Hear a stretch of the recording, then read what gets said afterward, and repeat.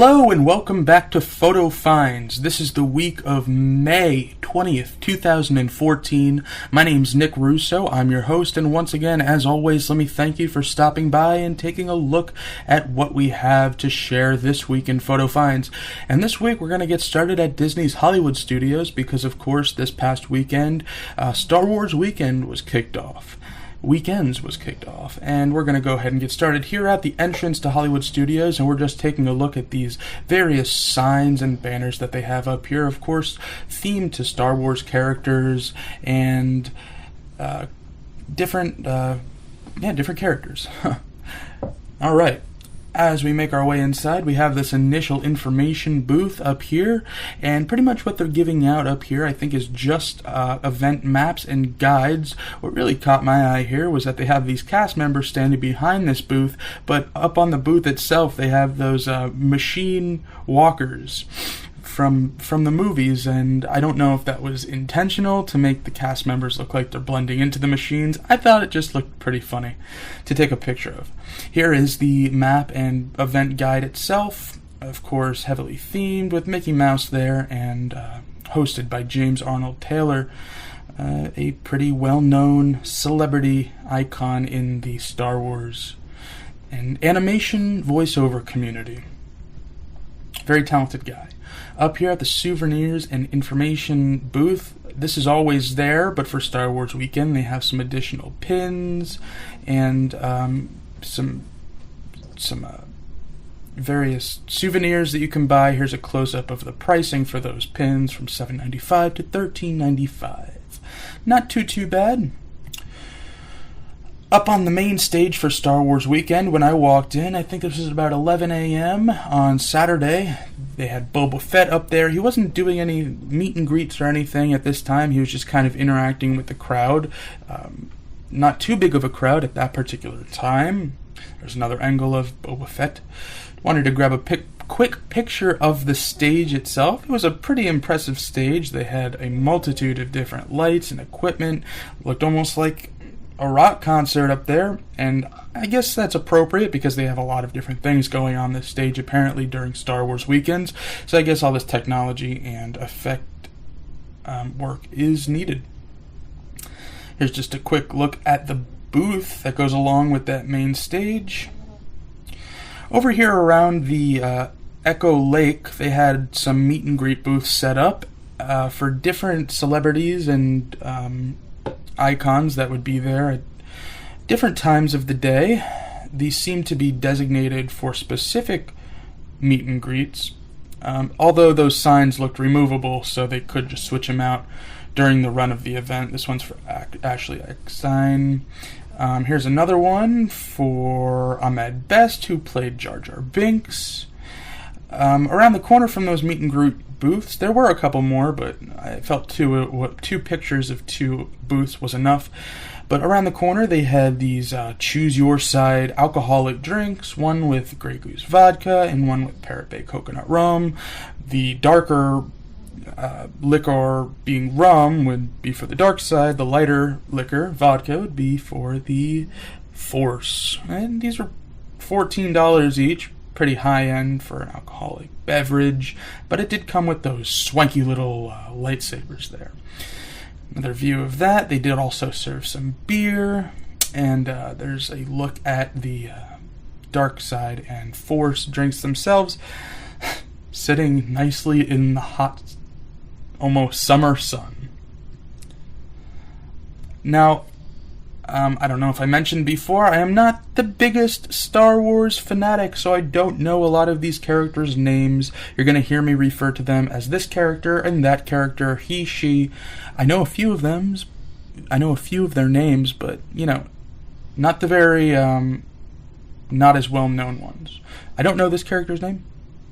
I know she is kind of a well-known, but I don't know her name. Doing a meet and greet over by Star Tours. Speaking of Star Tours, right beside it we have the Jedi Training Academy. This, I believe it's been happening since the beginning of Star Wars Weekends. You can see this happens pretty much the entire day, about every half an hour. And what it is, it's a kind of interactive training class for young kids to learn how to wield a lightsaber and be a Jedi. Here's just some shots. It looked like a lot of fun for the kids and a lot of fun for the parents to watch. Even as just a passerby, as a regular day guest, I thought it was a pretty interesting thing to watch. Kids looked like they were having a blast. These are not paid characters, walk-around characters. These are just day guests dressed up as their favorite Star Wars characters. Seemed like a very common thing happening around the event, and very encouraged. Over here, across from Star Wars, they had a Chewbacca Meet-and-Greet. My goodness, it looks like he was having a very humid day. I can only imagine. Doesn't look like there's much room for a fan in that costume. Over by the streets of America, we had these Ewok Chippendale characters. I believe this is not the first time these Chippendale characters have been at Star Wars weekends. They were headed out, leaving their shift out of the streets of America, but we'll see them again as we make our way back to Star Tours in a little bit. Speaking of the streets of America, though, it wasn't very heavily themed as far as Star Wars theming goes. It seemed like this area was kind of left alone, all except for this merchandise booth set up here. Of course, they want to squeeze in a little bit more merchandise. Who can blame them? They had some shirts, and this usually is the used guys merchandise. The used guys merchandise over on the streets of America. Had some Star Wars lightsabers for sale, as well as some clothing and apparel. Over between the streets of America and the backlot tours, we had another meet and greet. Again, I don't know this character's name. This meet and greet and photo opportunity was meant to look like you could be put inside an action figure box and casing. Pretty cool theming. I believe I've seen this before in past years. I can't be sure though. Like I said, this is my first time at the event. Over across from the backlot tour and food court, we have a very popular area, a very popular meet and greet. Can you take a guess of who it is? I'll give you 1 second, and it's Darth Vader. That's why it was so busy and bustling over there. Over once again, a little bit more down from the backlot tour. This was a very populated area and a very, very busy area. They had all kinds of Star Wars characters from the original series and the Clone Wars buzzing all over this area. Lots of pictures, lots of excitement, lots of energy. The interaction with these characters almost reminded me, there's one of the sand people. The energy in this area with all the characters and interaction almost reminded me of like a Halloween Horror Nights kind of atmosphere.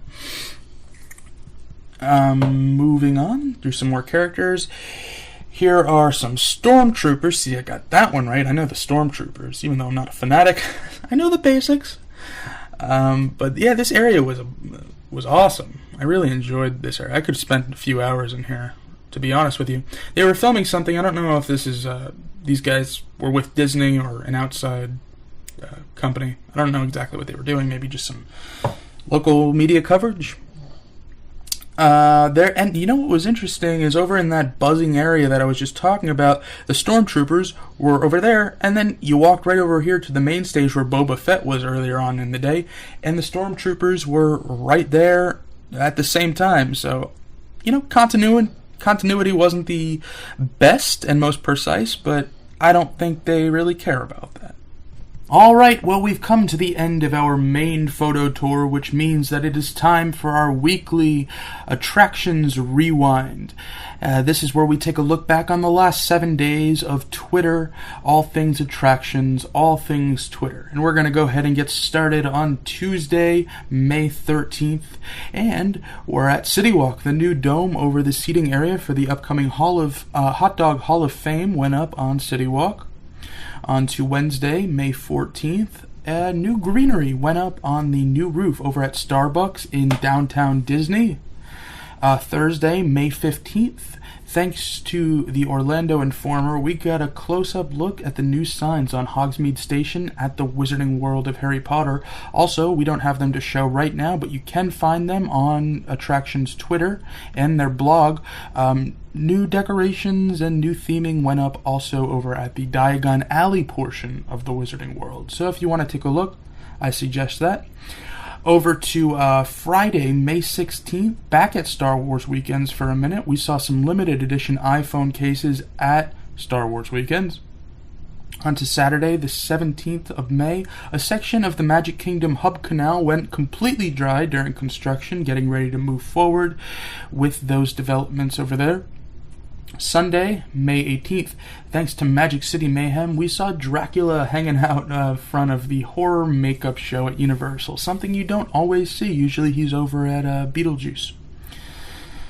Alright, and finally Monday, May 19th, Fun Spot Orlando opened their newest attraction, the Splash Zone, a kid-friendly, kid-based attraction, but fun nonetheless. Alright guys, that's going to do it for this weekly rewind, which means it's going to do it for us entirely this week in Photo Finds. As always, my name is Nick Russo. I want to thank you, as always, for coming back and spending these few minutes with us. It's always a pleasure. Catch us next week. It's going to be a blast as always, and until then, have fun guys. Bye.